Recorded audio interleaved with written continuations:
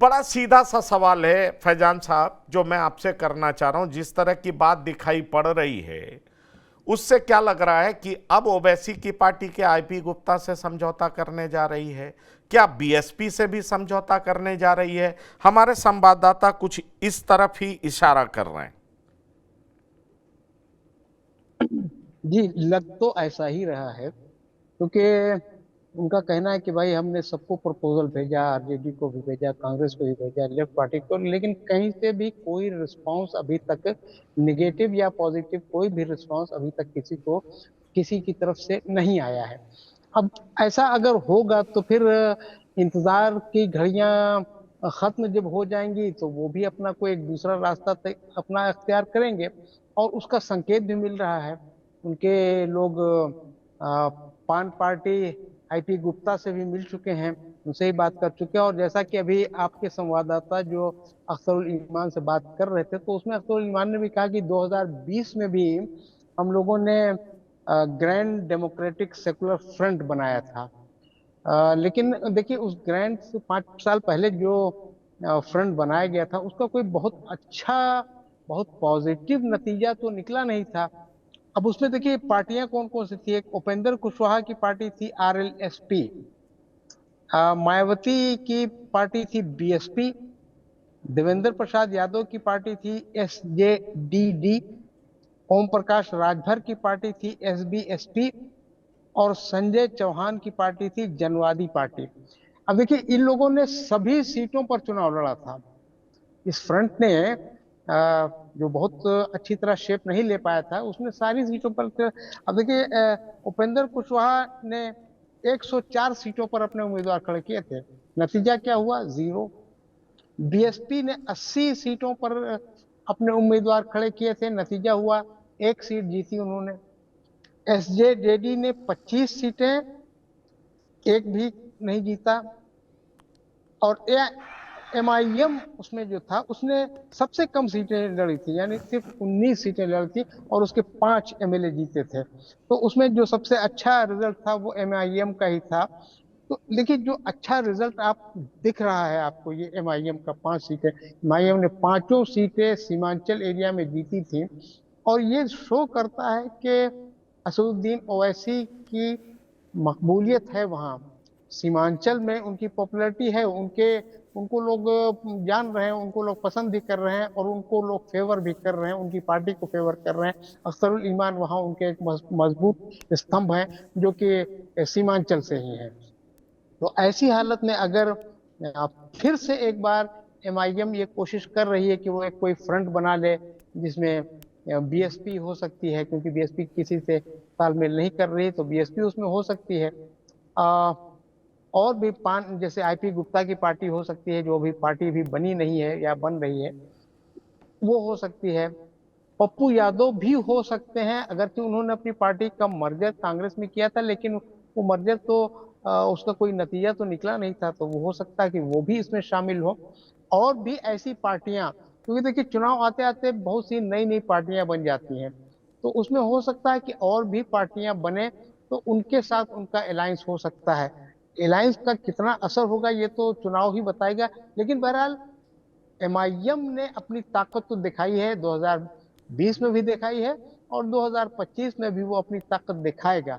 इसलिए देखिए पंकज जी, मुझे याद आ रहा है कि पिछले शुक्रवार को भी हम लोग इसी मसले पर, इसी बात पर डिबेट कर रहे थे, और मैंने उसमें उम्मीद यह जाहिर की थी कि शायद आरजेडी कांग्रेस इनके साथ, एमआईएम के साथ कोई समझौता कर ले।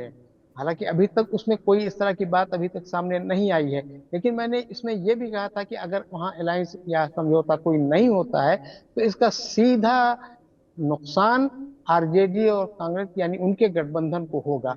और इसी की ज्यादा उम्मीद है, खासतौर से सीमांचल एरिया में। देखिए, सीमांचल में 24-25 सीटें हैं विधानसभा की, वहां तो अच्छी तरह नुकसान पहुंचा देंगे एमआईएम।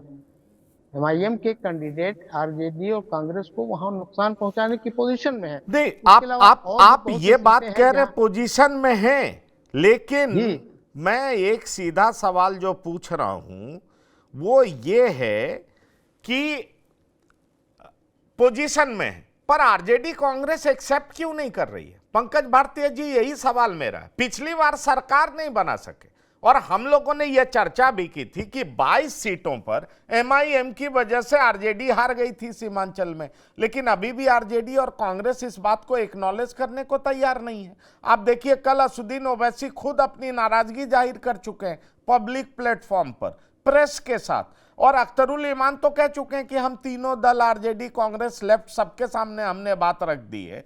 तो पंकज भारती जी, सवाल ये उठता है कि महागठबंधन जो कई दौर का मीटिंग कर चुकी है, कोऑर्डिनेशन कमेटी के मुखिया तेजस्वी यादव में अभी एक भी दौर की मीटिंग में एआईएमआईएम को बुलाया नहीं गया है। तो इंडिकेशन तो साफ दिख रहा है कि भाई ये लोग बहुत सीरियस नहीं है इनको साथ लेने में। क्या कांग्रेस और आरजेडी को लग रहा है कि भाई बीजेपी को हराने में फ्रंट रनर हम हैं, एमआईएम की हमें कोई जरूरत नहीं, हम क्यों उनको सत्ता में हिस्सेदारी दें, भागीदारी दें? पंकज जी, इस चीज को ऐसे समझने की जरूरत है कि आप अगर 2020 से 2025 की तुलना करते हैं तो अब बड़ा फर्क है। जिस समय में 2020 में ओवैसी साहब ने सीमांचल के इलाके में आउटस्टैंडिंग परफॉर्मेंस दिया था, तब के हालात कुछ और थे और 2025 के हालात अब कुछ और है। बीते 5 सालों में ओवैसी साहब ने, देखिए ओवैसी साहब इसलिए सीमांचल में लोकप्रिय हैं कि अगर वो मान ले जिस तरह से भाजपा में गिरिराज सिंह बातें करते हैं, उसी तरह सीमांचल में आकर के असदुद्दीन ओवैसी साहब बातें किया करते हैं। तो जाहिर सी बात है कि खास करके युवाओं में को उनकी बातें काफी अच्छी लगती है। इस वजह से वो, अगर हम आज भी कहें कि अगर उनकी लोकप्रियता है तो वो युवाओं के बीच ज्यादा है, और उस समय में उनकी बातें नई नई लगी थी और इस वजह से वो बड़ी कामयाबी हासिल करने में सीमांचल में सफल रहे थे।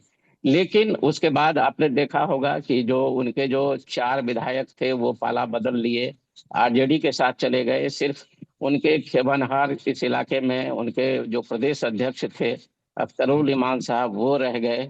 और जो उम्मीदें थी, जिस उम्मीद के साथ लोगों ने ओवैसी साहब को जिताने का काम किया था, मेरा ये मानना है कि वो उम्मीदें यहाँ के उनके वोटरों को पूरी होती हुई नहीं दिखाई दी।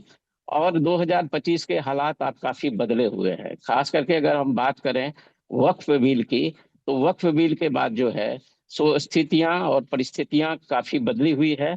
इस स्थिति में वो 2020 वाली कामयाबी मेरे ख्याल से असदुद्दीन ओवैसी को हासिल नहीं हो तो ताज्जुब नहीं होने चाहिए, क्योंकि इस बार वक्फ बिल के बाद जो सीमांचल के खास करके मुसलमान हैं, वो इस मामले को लेकर उनमें उनमें चलिए काफी नाराजगी चलिए, है। मैं अगर सवाल आपसे करूं, पूर्णिया में मुसलमानों का क्या रुख है? अगर उनके पास असदुद्दीन ओवैसी के रूप में चॉइस होगा तो ज्यादातर लोग किसको वोट करेंगे? मैं आपसे सवाल करना चाह रहा हूं पंकज जी, आप क्या देख पा रहे हैं? मैं पूर्णिया ही नहीं, पूरे सीमांचल और कोसी के इलाके की मैं भी बात कर रहा हूँ। अगर उनके पास विकल्प के रूप में ओबीसी रहेंगे तो वो ये देखना ज्यादा पसंद करेंगे कि जो एनडीए को शिकस्त देने में कौन कामयाब होता है। उनके लिए प्राथमिकता ओबीसी नहीं होंगे, उनके लिए प्राथमिकता होगी कि एनडीए को कौन हरा सकता है। चलिए, और ऐसी स्थिति में आपने अपनी बात कह दी, आपने अपनी बात कह दी, आपको ऐसा लग रहा है और शायद आरजेडी कांग्रेस भी यही मान रही है।